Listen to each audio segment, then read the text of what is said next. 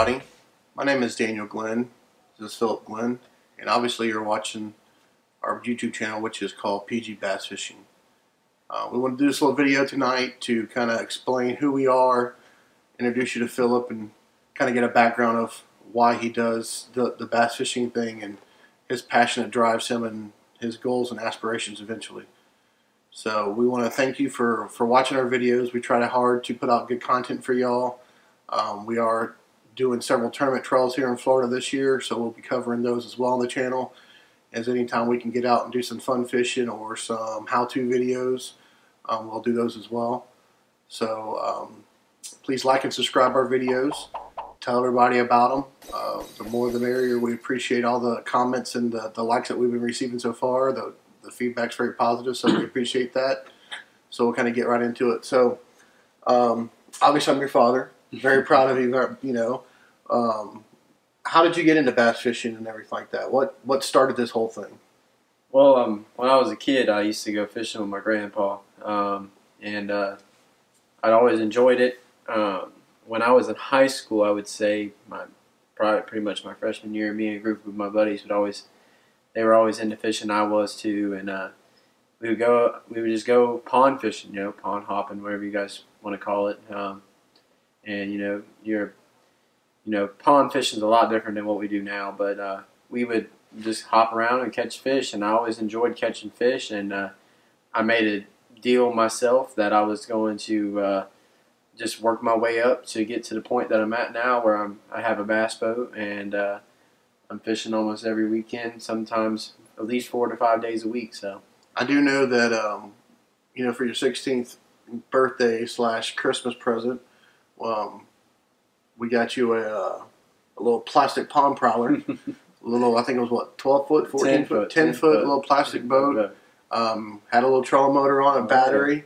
And went everywhere in that thing. And you went everywhere. I mean, Kissimmee, the chain of lakes in Winter Haven, Parker, ponds, everywhere. You'd load the back of your pickup truck and you'd go at it. And that's kind of what started all of it. Huh? Yeah, that's what that got me out there, going actually on the water. It's a lot different on the water than being on the bank, and just learning things from that perspective. And then just as some of you guys are doing, it was also my grandfather passed away before I really got into it, and I didn't really have much to go off of, like someone that guided me into it. So a lot of my knowledge that I have, I actually learned from watching videos, and then also just putting in the time to do it and learning it.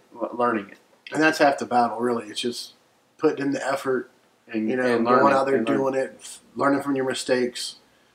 Trial and error, getting with people. Tournament fishing is trial and error. Yeah, talking to your buddies, your people that are working, local fishermen, local fish camps, bait shops, stuff like that. So after you had the pond crawler for a while, you upgraded after that. After about having that for about a year and a half or so, you was able to save up some money and get you an aluminum boat.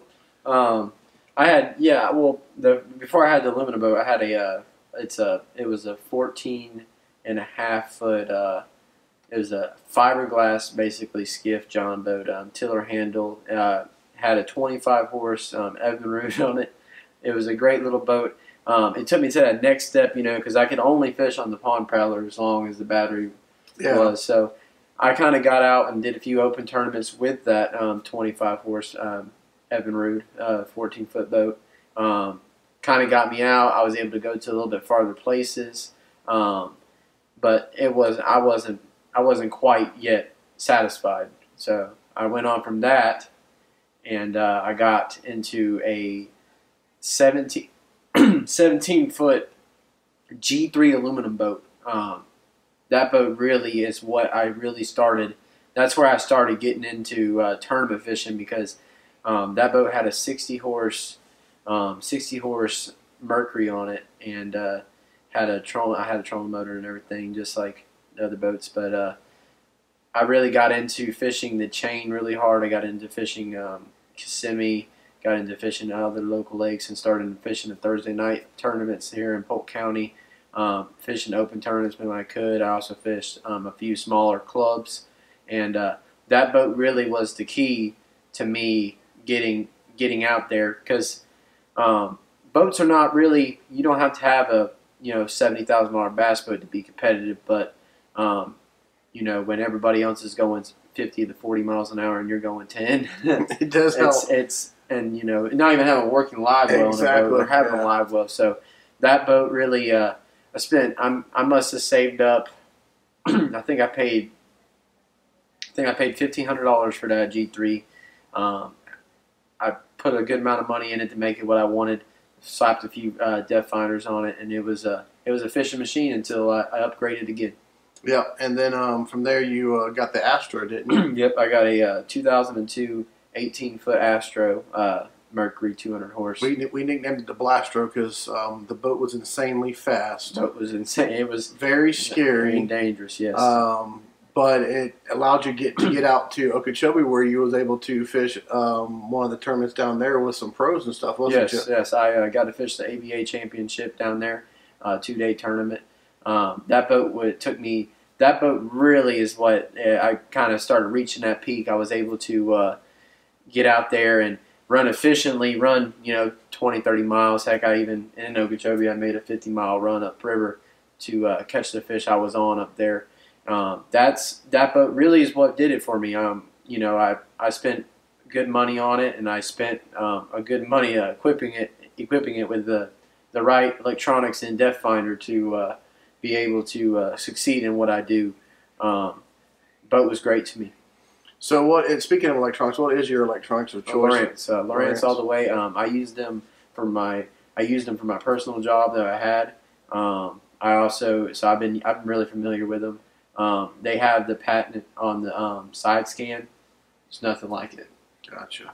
And so currently you have a 2012 Triton. Yes. 18.5 foot? Yeah, 19 foot. 19 foot, okay, yeah. And that's a very nice boat. It's got us to the level we're at today. Yeah, it was a lot newer than the Astro. It's crazy how only 10 years would make a big difference. But the biggest thing is that I got a really good deal on the boat, and on top of that, it was already equipped with most of the things that I was looking for. And also, as we were talking about, I took the Astro, which was a 2002 trailer. I took it all over the state fishing, and I felt like it was with the money that I was fortunate to buy the Triton with.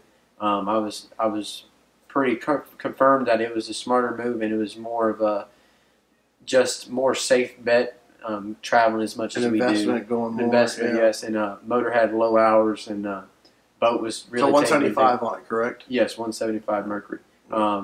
It lost a good amount of speed. I went from a 80-mile-an-hour boat to mid 60s boat, miles per hour wise, but I gained a lot of storage, gained a really good riding boat, and it's been a tournament machine. I'm able to take it.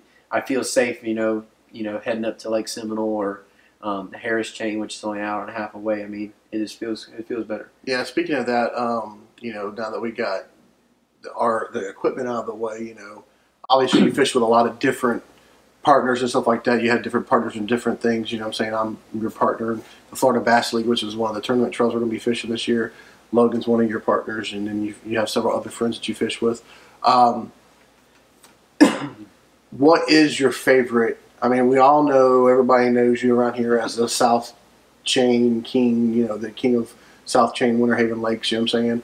But besides that area of fishing, what in this area or in our state, what is your favorite lakes to go fish or lake to go fish? What I'm saying? That is just amazing and produces crazy results. If I had to choose for the rest of my life to only fish one lake, it would probably be Lake Harris. Lake Harris? I love Lake Harris. I love the Harris Chain. I've had some of my best days fishing the Harris Chain. Is that where you did the live tournament this year? Yes, that's where I did the live tournament. That was Gil's live tournament, correct? Yeah, live tournament actually didn't work out as great as it could have, but that's fishing. We could spend time on waterways that we were really,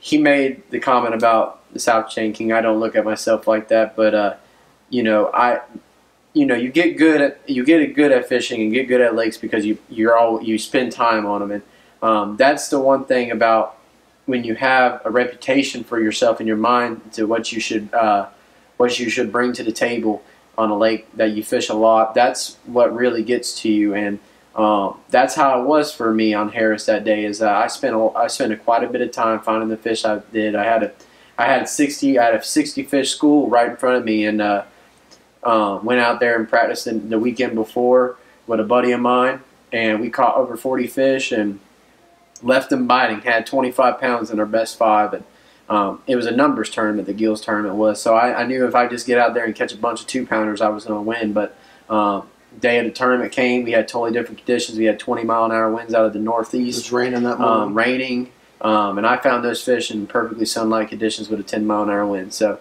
if in Florida, that's a big change, and it really hurt me that tournament.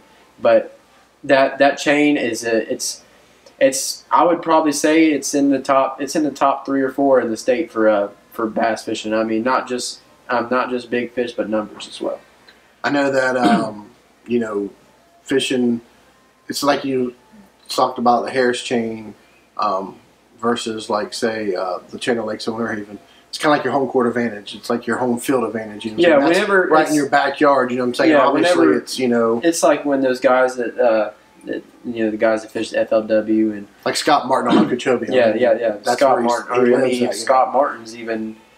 He's got a pro advantage on any of the Florida lakes. So, I mean, if you're from Florida and you have a Florida tournament, you know, you're not going to say you're expected to win, but you in your head are expected to win. You think you're supposed to win because it's your home state. Put a lot of pressure on yourself. It puts a lot of pressure on yourself, and that's how it is for me. Putting my example on a really smaller scale. That's how I feel when I enter an open tournament or a club tournament, especially club tournaments on my home bodies of water, because those guys know I'm going to give them all it's got, and so I try to live up to that. So I know that, you know, I like the Harris chain's, you know, one of my favorites, really, because it's close. Years when we used to go hunting when you were kids, we used to always drive over it and stuff like that from where it's at. But one of the most beautiful lakes. It's a really beautiful lake. You know, another one of mine would be the Butler chain. Butler chain. That was one of the first places. This past Christmas, you bought me a rod. Yeah. A Ducket rod that you got me, and we went out there right after Christmas time. And I remember the first fish I caught on, I actually broke the rod. Yeah. But it was cold and rainy, and it was. But it was amazing was the scenery around the lake. It was just beautiful. Beautiful. Just like up there at the Harris chain, you know, but the water clarity. Water clarity is just insane. Clear. The Butler chain is actually ranked, I think, if I remember correctly, 3rd in the state for water clarity of a lake. That I'm talking lakes, not rivers or streams, but definitely has some of the clearest water in the state and some of the healthiest fish. Definitely wouldn't consider it as one of the top big bass factories. There is giants that live out there, but it does have the numbers of fish, great numbers of fish. Now, one of the things do you think gives you an advantage is because through high school and then into your professional career and working, you took a lot of classes with aqua, not marine biology, but aqua, what was it called? Aquaculture, and, you know, working around the lakes and maintaining, you know, spraying levels and looking for fish habitats and stuff like that. Are you able to take that and apply it to your fishing as far as understanding how they migrate and move for the different weather patterns and stuff? I definitely think that's helped me a lot. Taking a lot of schooling in it. Definitely a lot of what I did was vegetation samples. Vegetation samples are a big key to what I do nowadays because I know, you know, I can pretty much know what. I mean, we all can tell when grass is dead and when it's alive, but you know, you can usually tell. You know, if you look at a perfectly green grass leaf, some people would tell you it could be perfectly alive, but I could tell you it could be dead in a few days. So, I know one time we were fishing, and just knowing where to look. You know, when you know that certain plants that grow in the lake only grow in certain bottoms. So you know when you see flat pads, what you guys call them, or you know dollar weeds or stuff like that, you can tell what kind of bottoms I mean, we're pretty sure most of us know when we see spatterdock pads, we know that it's hard bottom, but you know. That's one of the great things that taught me was that was working in that environmental work field, and then also doing all the schooling for it, and water quality, and a big part of being successful in Florida is if you can, and this is in any lake, I would say in the state, you can find clean water and vegetation, and you pretty have a good chance of catching fish. At least some fish. Yeah, some fish now. Do you consider yourself more of an offshore, type fisherman? You don't really, you'll fish whatever's got to get the job done. Yeah, I'll definitely. But you prefer offshore versus shoreline docks, stuff like that, or? See, I used to. I prefer it for sure. I mean, without a doubt, I'd rather be fishing a grass line offshore, or fishing a shell bed, or fishing a ledge, or fishing offshore structure than fishing the bank. The biggest thing was that if you would ask me that question 2 years ago, I would have said heck no. But to be honest with you, I got tired of getting my butt beat. Mm-hmm. The guys that put the time in to understand what goes on out there in the 10 to 12 to 15 to 20 to 25 feet of water were kicking me, and they were winning almost every tournament. So that's what really sparked me, that I was like, I want to be like them guys, and I want to learn. So there was several trips of coming home empty-handed, or coming home with 2 fish and been out there for 10 hours, or coming home and studying and watching film and trying to learn more. And shout out to Mikey Balls. He's one of the greats. He kind of did the same thing, but he was able to show it through his YouTube channel. It was him trying to learn the offshore game. That's one of the reasons why you wanted to start a YouTube channel too, was to help educate those people. Exactly. How to use stuff. It's one question. It's I'm trying my best, and it's not an easy subject, because there's several things that can happen in one day to make offshore fishing great, and it can happen all year long. And that was the main ticket. The reason why I started fishing offshore really hard is because of the fact that I just, it was kind of hard to fish 92-degree water in July with no wind and 2 foot of water and expect to get results. And when you would come into the weigh-in, there'd be 29 pounds and you'd have 9 pounds. So yeah, I finally had to figure out what they were doing, and I had to start catching them my way, which is sometimes different than others, and just learning the game from there on out. But that's you got to learn how to adapt. And that's one of the things about. I live by the motto of adapt and overcome. You have to, and the morning pattern can change to the afternoon pattern, and you got to have backup plans on top of backup plans. And if plan A don't work and B don't work, and then now plan A to Z. Exactly, because you never know. I mean, one of our recent trips to one of the to Lake Kissimmee, we realized that the stuff that was happening several weeks ago is not happening no more. You know what I'm saying? The weather's changed. Some days, it's just a lot of different variables. Some days in tournaments, I've had some severely bad tournaments. I'm not going to say I've done great in every single tournament, because you ain't a real fisherman, or you're not fishing enough tournaments to not if you haven't had a bad day. But some days you just can't figure them out in 8 hours. I've fished tournaments. I pre-fished 2 days before I went out to the tournament and had 10 pounds of difference, because I just couldn't catch them like I did the day before. And a lot of it's we can name it just because it's frontal, or we can name it because of the weather, or that it's the water dropped in temperature. But realistically, at the end of the day, that fish is his own self. He's going to do what he wants, and if he ain't there, he's not there. So. And it's one of the things like hunting on public land. Yeah. The lakes are public. Someone could have caught that fish. When there's a definitely, like you said, that's a very good saying. A lot of these fish. Especially with how big how big people think I've gotten out on the Winter Haven chain of lakes, is that when you see a guy with twin talons or twin power poles and a nice boat, and he's out in the middle of the lake, they're going to stop and try to figure out what he's doing. So. When that happens, people start looking for you, and they start finding your fish. It's hard to keep your own fish. That's the same way on the Harris chain. The Harris chain's the same way. I've had it happen to me a couple of times, and a lot of those guys that I know that fish up there hard, they're dealing with the same stuff. So. Exactly. So where do you? Obviously, you're in this sport. It is a sport. It's always changing and adapting. Obviously, with the what recently happened between the Bassmasters with their format and MLF and FLW and I said that right, correct? Yeah. Okay. I get all those letters confused sometimes. But with all the different formats and stuff like that, what do you prefer is your format for fishing? Is it best 5? Is that the best style of angler? Is it total number and weights? I mean, what do you think? I've always felt a true tournament is a 5-fish limit. A 5-fish limit over how many days. I feel like that's what makes an angler. I feel like that's a real tournament scale. However, to figure out who's better, and I'm going to say this, and this cat's out of the bag. One tournament doesn't decide you how good of an angler. There's especially one-day tournaments. A bunch of my buddies that we fish tournaments hard against. One day they might have our numbers, and then some days we have their numbers, and sometimes they don't catch nothing and we catch a bunch. It just happens. Some days it's just not your day.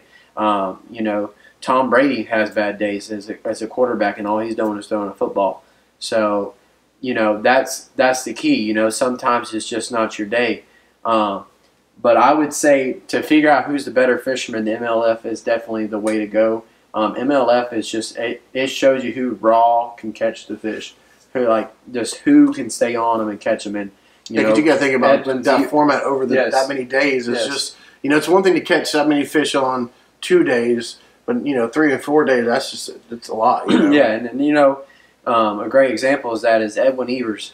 Shout out to that man winning the Red Crest this year. The crazy thing about him was that he was good in the Bassmasters. He won tournaments. I cannot remember if he won a classic or not, but I assume he did, or Angler of the Year. Great angler. He's great at catching fish, but he has really taken off in the MLF, and that's because he just flat out knows how to catch fish.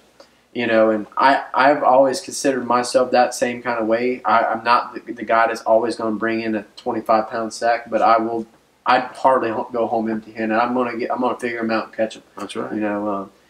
But those guys that come in, with 5 fish and they have 12, they have 19 pounds and they have one 10-pounder and other ones are dinks. That's that lucky. That's that luck. That's that lucky. There's nothing wrong with that because we all look for it every once in a while. We always look for that one giant. We all need that big giant, that kicker. You know what I'm saying? So, how do you? There's a big controversy here in the state. About spraying. FWC is spraying a lot of lakes. We were at Lake Deer earlier today. It had been sprayed, and it's pretty much gone downhill from there. Okeechobee's been a big, huge issue with spraying down there. I know Scott Martin's talked about it, and several other anglers have talked about it down there about what they're doing to that. Being with your background and understanding how habitats work. It's a balance, I'm sure. But at the same time, it seems like the government always kind of overdoes things sometimes, and once it's done, it's done. It's kind of hard to come back from that, So, what's your opinion on that? Well, I was around. I was actually over some people who were spraying for who I worked for, and I will say spraying is necessary. Spraying is necessary. A Deer Lake of mine that's probably one of my favorites to fish, Lake Toho, is definitely getting hit hard right now with the invasive species of hydrilla. I would say a good at least quarter, I would say probably half that lake is topped out hydrilla right now. And a lot of guys want you to keep the hydrilla, but at the end of the day, topped out hydrilla in 4 foot of water, there's nothing you can do in it. It's dangerous too. So, but with that being said, I love fishing hydrilla. I love fishing vegetation. I love fishing hyacinth mats. I love fishing it all. There's definitely a happy medium between both of them. And I definitely, what's going down in Okeechobee is that they're flat out spraying so much. And what happens with these shallow lakes like Istapoga that's been sprayed, Kissimmee, Toho, Okeechobee, and stuff like that. What happens is that it's just such a shallow lake, and it's got such a soft bottom that when you put soot from all the sprayed vegetations on it, it just makes it almost impossible in 4 foot of water to catch fish because they don't want to be sitting in muck. Yeah. There's definitely a happy medium. There's definitely other ways to go around it. There's mechanical harvesting, but I know from numbers and being in that field that The state wants to buy chemicals because the chemicals, it's tremendous. I mean, the amount of money is way cheaper. Per square mile, it's way cheaper. Yeah. It's not even close in numbers. Chemicals and manpower is a lot cheaper. Mechanical harvesting is not cheap at all. And to be honest with you, mechanical harvesting straight kills fish. Mechanical harvesting, unless you got someone on that boom, when they start bringing in the hydrilla to put in the trucks, collect the fish out of the hydrilla before it goes into the truck that goes to the dump, it kills fish unhumanely, just like spraying does. There's really not an answer that I can give you to what's the right way to do it. Spraying can be okay if they just didn't do it as much and sprayed the right things. You know, I definitely think in Toho, for example, I've several times I've been out there. I've seen the guys spraying around the islands, main islands like Grassy and stuff like that, and Rabbit Island and all that, spraying on the island around the cattails and Kissimmee grass and the pads when there's not hardly any hydrilla, but they're not out in the main lake around Southport spraying all the hydrilla that is literally matted up forever. Yeah. So I definitely think, you know, there's several different kinds of opinions on it. There's people that think that there's a single stem of hydrilla that starts it all, and it's like the mother plant, but there's no such thing. Hydrilla just takes over, and it's definitely one of those things that hopefully in the next few years we're going to get a hold of, because if not, it's going to hurt the state. Is that a Florida species? Do you find that in lakes up north? It's all over. It's all over the states. It just happens to grow perfectly. It's just like part of the weather conditions. It's just like grass in our state. Grass grows extremely well in our state all year long. Yeah. Because of the temperature, it doesn't get cold enough to freeze off. And here's another tip: the FWC and most counties that spray their own lakes, their main goal is to spray and to hope that a native vegetation such as eelgrass or Valencia, whatever you want to call it, the goal is to make that grass, they spray, and then hopefully that other grass, takes over. Here's the problem: those grass need a nice sandy bottom, and then they cover it with soot. They haven't quite, for some reason, not figured that out. Some places it does work. There's a couple lakes in the chain, I'm not going to name them, that have a good amount of mixed in eelgrass and hydrilla where they can both grow in perfectly good fashion. But, you know, a good lake that you're talking about earlier is Lake Deer. Lake Deer, when I fished it when I was a kid, it was eelgrass. It had nice eelgrass lines, and we could catch them real good. And then they went in there and sprayed the eelgrass, which is a native vegetation, but the lake had a petition on they wanted it sprayed for the homeowners, and they got it sprayed, and that lake got taken over by hydrilla because hydrilla took its place. Mm-hmm. So the lakes that are thankful with eelgrass are thriving right now, and it's taken over. But the hydrilla it's still there in some lakes, but some lakes they just nuke it. Gotcha. So we know that you got a Triton. We know that you like Lowrance. So what kind of fishing reels do you like? I like 13 fishing reels. I've been using them for a while now. They're Florida made out of Clearwater. I use them all. I use pretty much all their reels. And you have a deal with Duckett already, don't you? Yes, I have a deal with Duckett on their pro staff team. I really like their rods. I've had a couple of different rod companies I've used. I had a pro staff with a rod company before, but Duckett makes fishing rods for me. That's what I always tell people. They have, and the reason why I say that is because they have in one rod lineup they have 26 different rods, and they only make them up to 8 foot. So you do the math. I mean, they can make them in literally every single action and length you could possibly think of, and I have almost all of them. I like having certain rods for certain things. What do you like to use for bait? Like, what's your go-to bait? Are you more of a 6XD kind of guy?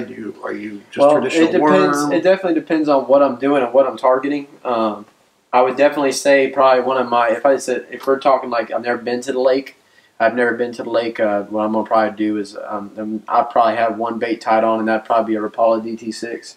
Rapala DT6 it cleans house, man. When you can't get bit on anything else, or it's new water you've never been to, Rapala DT6 will do it. That's it.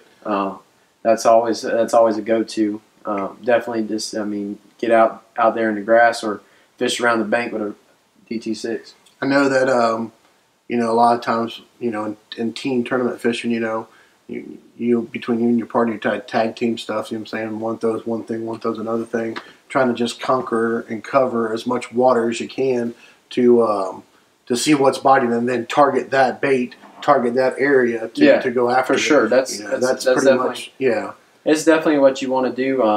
Like I always tell my buddies or whoever I'm fishing with, until we've caught at least 3 or 4 fish with the same bait, there's no reason us selling the same thing. So, that's right. And that's us if we're moving down a bank line, or if we're fishing a grass bed, or if it's fishing ledges offshore. So, what do you think? Where do you see yourself going with this? I mean, obviously, everybody wants to get to the pinnacle and be able to fish and get paid to fish, on a full-time basis. Like Brian Lattimore a couple of years ago, when that awesome win he got. You know what I'm saying? That's everybody wants to get there. Obviously, that's one of your goals. How do you put yourself in a position to do that? Yeah, there's a couple different ways you can do it. You can go to the Coastal Series, FLW. You can fish the Bass Nation Opens to get in there, the Eastern Opens and stuff like that, to get into those big dog leagues. I pretty much see myself trying to fish. I'm trying to get into the bigger tournaments in the state of Florida between ABA and then the Bass Opens when they come to town, and then also trying to fish maybe a couple BFLs and stuff coming up soon. A goal of mine could be to eventually fish pro one day. I also kind of just see myself fishing the bigger team trails and solo trails in Florida, and kind of doing this, explaining to people how it is. I mean, life on the road ain't always for everybody. So that's for sure. And the stress is, I know the stress is key. It's hard for me, and I only fish, maximum 600 lakes. So. Exactly. So I know that, one of the things that I kind of do, is with you is do all the videoing and stuff like that, and I personally enjoy it. I enjoy the capturing of the moment with the video and putting it all together and trying to put some content out there that people's going to enjoy and watch. And that's really today what everybody wants to do. I mean, with social media the way it is, Instagram and YouTube and Facebook and Snapchat, I mean, everybody's putting their self in the public's eye and their perception of themselves and what they do on a day-to-day basis, and this is another extension of that. And I think it's a great thing that we are able to put videos like this together and explain, watching you explain to people what to do. Hopefully that reaches someone that it can help. Yeah, for sure. There was one time, not too many years ago. I mean, I would say probably 2012. I mean, really, 2012. If you didn't wake up early enough to see the Bill Dance show on Outdoors Channel, you weren't learning anything about fishing, really. I mean, unless you're reading a Bassmaster magazine, and those guys ain't all truthful anyway. So exactly. These guys that are on YouTube now that are making a lot of money, or I wouldn't even say a lot of money, but they're helping a lot of people by teaching them lessons and learning. I mean, I coming from a guy that really didn't have that. I mean, I got a couple of buddies of mine that they really, I wouldn't say they just got into it, but they weren't in it on the scale that I am, and I've been able to help them learn a couple of things that's, I've seen a significantly difference in them since I've been fishing with them. So, yeah, for sure. I mean, that's as a human nature, that's what you want to do. You just want to help people and kind of teach them how to do things, you know what I'm saying? And if someone's out there struggling, because obviously you learned it from somewhere and you pick up tips and tricks along the way and you can pass them on. We can't give away secrets and, some of our places and stuff like that. But, most tips and tricks work on most lakes, you know what I'm saying? If you're hunting the same kind of fish and the same kind of conditions, contour lines, grass lines, offshore structure, laydowns, pads, mats, whatever, there's like you said, there's definitely go-to baits that you use on every single waterway, and there's definitely certain things that just happen for some reason. They pretty much work everywhere you go. Gotcha. Something else that we're kind of like trying to work on when we get time, when we're not busy fishing and doing other things, is custom weights. As far as custom powder coated weights. Experimenting with that. We've had some success with those things. We haven't got to a scale where we're ready to go to a market with them yet, but we both fished with them, we both fished without them, and the differences is astounding. Oh yeah, especially when you can match up the worm with a color or weight. It just makes it more seamless. What I'm saying? It makes it like I've said several times, I'm not quite sure if it helps catch the fish, but I will say that it definitely, to the human eye, looks a lot better. And I feel like if it looks good to you, it makes you want to throw it better, make it throw more and everything like that. And, I'm not saying any names of companies, but I'm tired of buying certain companies' tungsten weights that they want, $10 to $12 for 2 weights, or $12 to $15 for 1 weight, and them chipping in my box. I just don't like it. So, exactly. Yeah, I rather powder coating it doesn't come off, and on top of that, we get to put some sick colors together. Yeah, we do. We've had some pretty good experience and some luck with that so far. So, I guess kind of wrapping it up here. Learned a little bit about you. We're going to see some more videos from you, stuff like that. We got tournament seasons coming up. Starting actually next weekend, we're going to be on Lake Kissimmee with the Florida Bass League. Last year, didn't do too bad in that league overall. No, we finished. We finished. I think you came in half through the season with me. I missed a couple other tournaments. Missed I think 3 tournaments last year because of other tournament leagues that I just were. To me at that time, they were a little bit more important. One trip we was in Georgia for your brother. My son was graduating boot camp. We missed a week, but we still finished. I do believe 7th or 6th overall, and we got a couple of top 3s, and we definitely got a tournament win at Lake Toho. Yeah, we won at Lake Toho in some really, really nasty conditions. Boy, I tell you one thing, it was really nasty. Praying for the best on Saturday for Kissimmee. Kissimmee is fishing very small right now, and is definitely feeling the spray effects in several areas of that lake. It's really some nasty water, and like I said, fine grass and clear water or good decent water in Florida, you usually should do good. And we did a lot of that, looking in 32 miles worth, and still couldn't find it. So we got some areas where we found them, and we're gonna hope to God that we get them. I just want to leave a little story real quick about a night tournament we fished not too long ago on Lake Juliana. Yeah. It was a severe thunderstorm, raining buckets. The lightning was so bad that you could actually feel the electricity in the graphite rods. Yep. It was insane.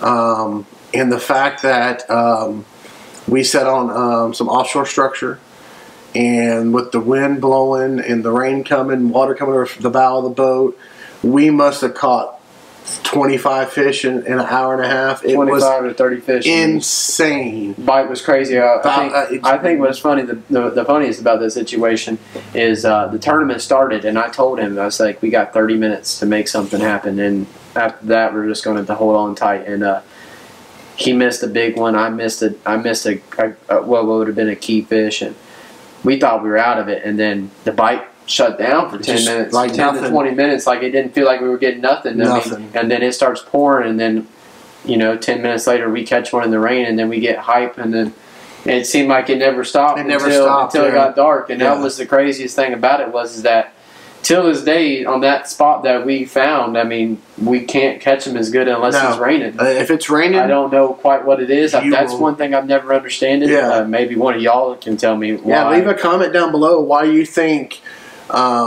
fishing's better in certain spots with rain. I mean, we go there in sunny weather. I mean, we went there a couple weeks ago and only caught, I think, 4 or 5 fish. And several hours. And it was what had been premier Conditions that premier day. conditions for brush light fishing wind, and grass. It would have been 75 degrees. It was nice out. You know what I'm saying? Yeah, it wasn't great. nothing. You know, water temperatures were still in the mid 70s, and it wasn't really. It wasn't, but it was only a few months ago, so it's not like it's not like it was a totally different season yet. Because exactly. They're still definitely offshore, and I mean, like I said, offshore fishers stay out there. They like to suspend when it's deep. So. Yep, that's for sure. So they like to suspend when it gets cold.